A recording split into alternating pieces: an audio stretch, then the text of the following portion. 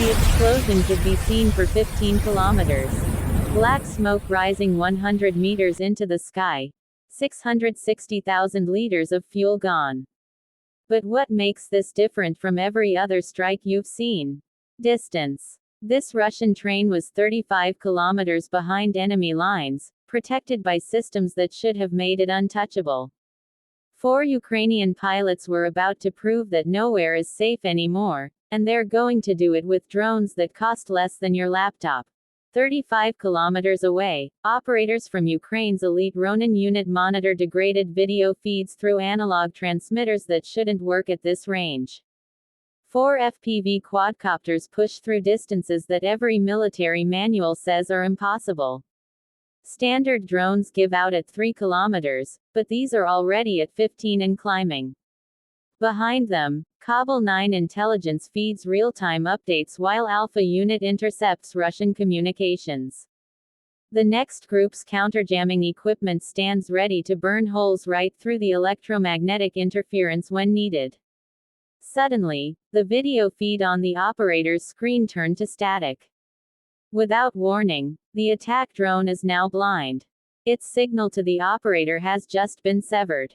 The first repeater drone, the critical relay link that made this 35-kilometer mission possible, had just been destroyed.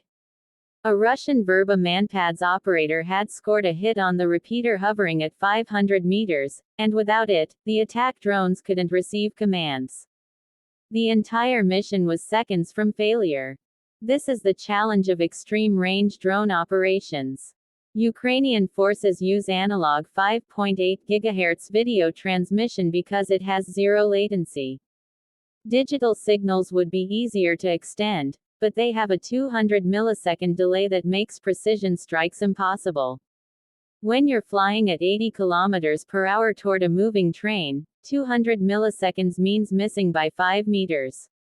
So Ukraine stuck with analog. Even though it meant needing these vulnerable repeater drones positioned every 5 kilometers. The Ronin unit operator watched his screen, waiting. 3 seconds. 5 seconds. Then the backup repeater came online. This drone had been flying lower at just 200 meters, which was harder for the Verba to detect, but 2 kilometers off the optimal position. The signal strength dropped to 60%. Making the video grainy, but it was enough. The backup repeater was now the critical link in a chain stretching toward the Russian fuel train carrying 660,000 liters of diesel and aviation fuel. This wasn't just the Ronin unit operating alone. The mission involved 4 specialized groups working in perfect coordination. Kabul 9, Ukraine's defense intelligence unit, had been tracking this specific train for weeks, learning its schedule and fuel car configuration.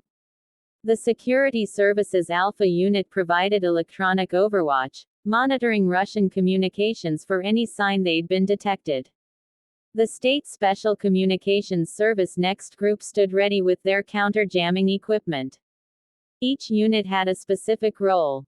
Ronin flew the attack drones, Kabul 9 provided real-time intelligence updates. Alpha intercepted Russian responses and next would burn holes through the jamming when needed. The backup repeater strategy was deliberate. Ukrainian forces always deploy 3 repeaters per chain, with 2 backups flying at different altitudes. The primary hovers at 500 meters for optimal signal propagation. The first backup stays at 200 meters, harder to detect but with reduced range.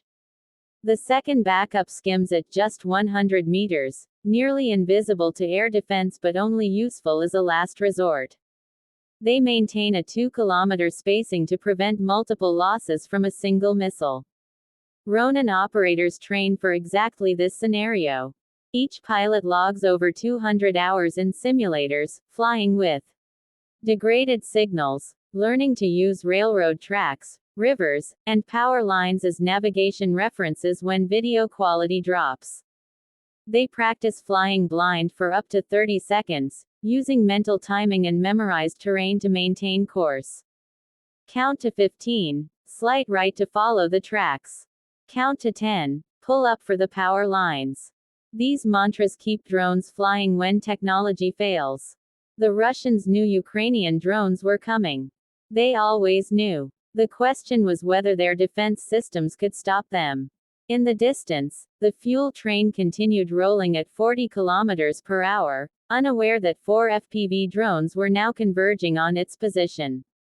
The lead drone had 20 kilometers to go. What came next would determine if Ukraine's gamble would pay off.